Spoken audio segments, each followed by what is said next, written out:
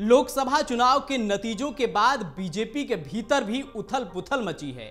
NDA के 293 सांसदों के साथ तीसरी बार सरकार बनाने के बाद भी बीजेपी कॉन्फिडेंट नजर नहीं आ रही है, जबकि 234 सीटें जीतने वाले विपक्ष के हौसले बुलंद हैं। विधानसभा उपचुनाव के परिणाम ने भी बीजेपी की टेंशन बढ़ा दी है। 13 विधानसभा सीटों के लिए हुए उपचुनाव में बीजेपी को सिर्फ 2 सीटें मिली हैं। कहीं न कहीं देश में माहौल मनमोहन सिंह के यूपीए 2 जैसा होने लगा है। नीट एग्जाम और यूजीसी जैसे एग्जाम में धांधली के आरोप इसकी शुरुआत हो चुकी है। मोदी सरकार के कार्यकाल में कराए गए काम में नुस्ख निकाले जा रहे हैं और ये लोगों को पसंद भी आ रहा है। 10 साल सत्ता में रहने के बाद पीएम नरेंद्र मोदी और उनकी सरकार की छवि करप्शन के मामले में बेदाग रही है। अब पेपर लीक, ढहते पुल, दरकती सड़कें और बारिश में टपकते एयरपोर्ट पर सवाल खड़े हो रहे हैं। सरकार और पार्टी की ओर से किए जा रहे दावों को पब्लिक दरकिनार कर रही है। अगर बीजेपी छवि बदलने में सफल नहीं हुई तो इसका परिणाम बीजेपी को राज्यों के चुनावों में भुगतना पड़ेगा। अब बीजेपी को बूस्टर डोज तभी मिलेगी जब वह नवंबर में होने वाले चुनाव में झारखंड, हरियाणा और महाराष्ट्र में बड़ी जीत हासिल करे। फ्लैशबैक में जाकर 2014 के दौर को याद कीजिए, जब नरेंद्र मोदी प्रधानमंत्री पद के उम्मीदवार बने थे। तब देश की जनता करप्शन और घोटालों की खबरों से परेशान थी। मनमोहन सिंह ऐसे प्रधानमंत्री के तौर पर प्रचारित हुए जो कांग्रेस अध्यक्ष के मातहत के तौर पर काम करते हैं। विपक्ष ने बड़े घोटालों पर उनकी चुप्पी पर भी सवाल उठाए। कांग्रेस भी आरोपों का सटीक जवाब देने में सक्षम नहीं दिख रही थी। गुजरात में ब्रांड बन चुके नरेंद्र मोदी ने इस माहौल को भुनाया। बदलाव का इंतजार कर रही जनता ने समर्थन दिया और बीजेपी ने पूर्ण बहुमत की सरकार बनाई। फिर 10 साल तक राष्ट्रवाद की बयार बही और नरेंद्र मोदी इसके सबसे बड़े आइकॉन के तौर पर उभरे। बीजेपी हिंदी पट्टी में पंचायत से संसद तक काबिज होती चली गई। नगर निगम में मिलने वाली जीत का सेहरा भी पीएम मोदी के सिर पर मढ़ा गया। झारखंड, बिहार, कर्नाटक में हार का ठीकरा स्थानीय नेताओं ने ले लिया। 2019 में बालाकोट एयर स्ट्राइक और सर्जिकल स्ट्राइक ने पीएम मोदी की साख बढ़ाई। जनता ने उन्हें दूसरी बार सरकार बनाने का मौका दिया। मोदी 2.0 में धारा 370 हटाने और सीएए लागू करने जैसे बुलंद फैसले भी लिए गए। कोरोना के दौर में भी जनता नरेंद्र मोदी के साथ खड़ी रही। उन्होंने जैसा कहा, लोगों ने वैसा ही किया। यह उनकी लोकप्रियता का चरम था, जिसे देखकर विपक्ष समेत पूरी दुनिया दंग रह गई। किसान आंदोलन और कोरोना से हुई मौतों के बाद भी यूपी में बीजेपी की वापसी हुई। पिछले साल राजस्थान, मध्य प्रदेश और छत्तीसगढ़ में भी भारतीय जनता पार्टी की सरकार बनी और नरेंद्र मोदी को अजेय मान लिया गया। 2024 के लोकसभा चुनाव में हालात बदल गए। बेहतर चुनाव प्रबंधन और एग्रेसिव कैंपेन के बाद भी बीजेपी पूर्ण बहुमत के 273 के आंकड़े तक नहीं पहुंच सकी।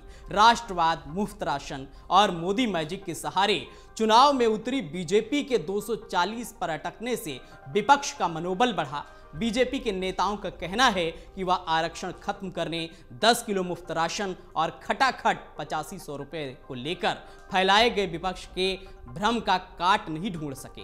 एक्सपर्ट मानते हैं कि नरेंद्र मोदी खुद अपनी ही स्कीम के जाल में फंस गए। बीजेपी ने राम मंदिर, 5 किलो मुफ्त राशन और कैश डिलीवरी सिस्टम को जीत का रामबाण मान लिया। कोरोना के बाद वोटरों का एक ऐसा वर्ग तैयार कर दिया जो मुफ्त की स्कीमों पर बम्पर वोट करती है। लोकसभा चुनाव में विपक्ष ने मुफ्त वाली स्कीम और कैश की रकम बढ़ा दी। संगठन के स्तर पर मोदी शाह की जोड़ी ने करीब उम्र और परफॉर्मेंस के नाम पर 100 सांसदों के टिकट काटे और दूसरे दलों के आए चेहरों को टिकट दिया। मगर इस स्क्रीनिंग में बीजेपी से बड़ी चूक हुई। वह ऐसे सांसदों को टिकट दिया जो क्षेत्र में नजर नहीं आए। उन नेताओं को भी मैदान में उतारा जिन्हें जनता पहचानती भी नहीं थी। बीजेपी के अधिकतर उम्मीदवार पीएम नरेंद्र मोदी के चेहरे पर जीतने को लेकर आश्वस्त रहे और नतीजा अब सबके सामने है। बड़ा सवाल है, मोदी के बाद अब कौन? केंद्र सरकार के बेहतर काम का श्रेय पीएम नरेंद्र मोदी के सिर गया। राज्यों में हो रहे डेवलपमेंट के लिए क्रेडिट पीएम मोदी के खाते में जाता रहा। मोदी शाह के युग में बीजेपी एक ऐसा चेहरा नहीं पेश कर सकी जो पीएम नरेंद्र मोदी का विकल्प बन सके। कुछ ऐसा ही हाल 2004 में था, जब अटल बिहारी वाजपेयी की छवि के सामने बड़े नेताओं का कद छोटा पड़ने लगा। लाल कृष्ण आडवाणी के नेतृत्व में एक चुनाव हारने के बाद दूसरा नेता बनाने में संगठन को 10 साल लग गए। पॉलिटिकल एक्सपर्ट के साथ अधिकतर लोग मान चुके हैं कि 2024 पीएम नरेंद्र मोदी का आखिरी चुनाव है, क्योंकि वह 2029 में 78 साल के हो जाएंगे। ये नैरेटिव बड़े ही तेज गति से जनमानस के बीच अपनी जगह बना रहा है। अगले 2 साल में इसका असर भी आने लगेगा। बीजेपी इसे विपक्ष की चाल कह सकती है, मगर अभी तक पार्टी की ओर से इस नैरेटिव के खिलाफ कोई तैयारी नजर नहीं आ रही है। पार्टी न ही किसी नेता को विकल्प के तौर पर पेश कर रही है और न ही इसका खंडन कर रही है। अब ये एक सवाल उठता है कि सिर्फ पीएम मोदी की ही ब्रांडिंग क्यों की जा रही है। पिछले 10 साल में बीजेपी कांग्रेस के तर्ज पर आगे बढ़ी है। जैसे कांग्रेस में जीत गांधी परिवार की ही होती है और हार का ठीकरा स्थानीय नेताओं पर फोड़ा जाता है, वैसी ही प्रथा बीजेपी में विकसित हुई। ब्रांड मोदी के साथ बीजेपी आगे बढ़ रही है। चुनावों में जीत का एक तरफा श्रेय पीएम मोदी को दिया जा रहा है, जबकि मध्य प्रदेश जैसे राज्य में शिवराज सिंह चौहान जैसे स्थानीय नेताओं ने बड़ी भूमिका निभाई। यूपी में योगी आदित्यनाथ भी जनता के बीच काफी लोकप्रिय हैं। जहां जहां बीजेपी जीती, वहां मोदी के चेहरे के साथ चुनावी प्रबंधन संभालने वाले संगठन के नेताओं को क्रेडिट नहीं दिया गया। सरकार और संगठन चलाना टीम वर्क है, मगर इसे ब्रांड मोदी से जोड़ दिया गया। बीजेपी के कांग्रेसीकरण का आरोप भी लगा है।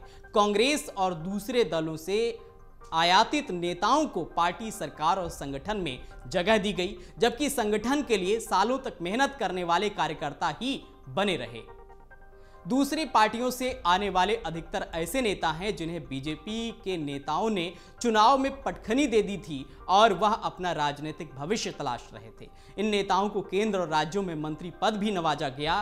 पार्टी का ये रुख सीनियर कार्यकर्ताओं के मनोबल तोड़ने के लिए काफी था। अब दबी जुबान में नेता बीजेपी के कांग्रेसीकरण की बात कह रहे हैं। बीजेपी के कोर समर्थक पार्टी विद डिफरेंस वाले टैगलाइन को आदर्श मानते रहे हैं।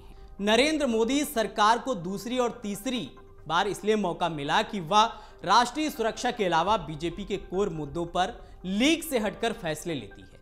पिछले 1 साल में पार्टी शौचालय मुफ्त राशन, 5वें नंबर की आर्थिक शक्ति जैसे चंद मुद्दों को अलाप रही है, जिसे नरेंद्र मोदी लाल किला, संसद, चुनाव प्रचार अभियान और विदेशों से भी कई दफा दोहरा चुके हैं। पार्टी के प्रवक्ता भी टीवी डिबेट में उन्हीं मुद्दों को बार बार दोहराते हैं।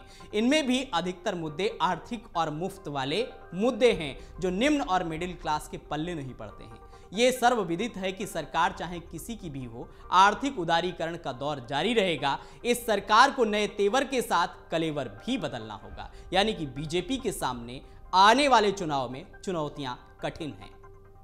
अगर आप ये वीडियो YouTube पर देख रहे हैं तो हमारे चैनल को सब्सक्राइब करें और बेल आइकन को दबाना ना भूलें। अगर आप Facebook पर ये वीडियो देख रहे हैं तो हमारे पेज को लाइक करें।